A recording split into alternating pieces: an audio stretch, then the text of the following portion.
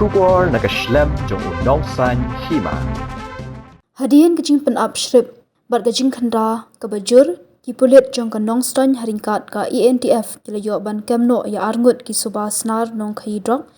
bat kumba 100.100 gram udrok heroin. Ke Kurup khubor na Superintendent of Police ke West Khasi Hills. Ulaong bah ke janmit jong ke Pulai terik risau arja punriu, la yo jingtep ba Ngut ki beriu kata ubiang dorlang lingdo nonglat, bat Morning Star lingdo rengat na West Khasi Hills kila yat syakmat syashilong bandit hiedrong, bat kila let da ketuk-tuk ke badan new registration number ASR hendriu. Syushu ulaong ru bakat kum ke jingtep bala yo da ke genhu na Nongstony Police Station.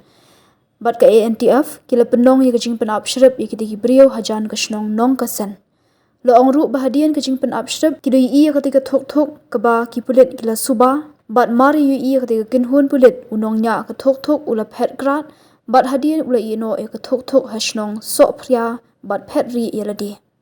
USP ulaong ru baki Pulit kila penong ya ke Jingkhynra ha ketika jaka da ke Jingkhynra jong kitrai shnong, hak ba kila yo ru ban kem yu biang dor lang lingdo nong laj ubalari bat shim gabu ya ke por miet utei ubriu ula brat no yu udrok bala suba bu ulara shu SP ulaong ru bahadian kani hak stap pusau terik ya yong arja hendri ula yo kem ru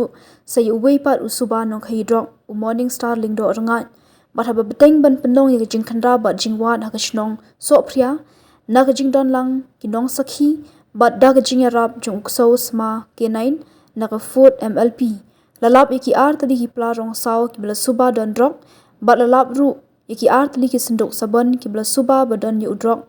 bat hadien bela tes lalap bagi day ki drok heroin. USP ulaong ru bahaga jingthau lalap baga jingkhya jong ki mar khayi ki bela yu Kurup kalong khat khandai point 100 gram. Nang ta ulaong ru babaro Ngut ki nong khayi drok kila syakem bat register ya ke mukot duma kat kum ka an NDPS bat ka jingtok ket kadang ya syakmat.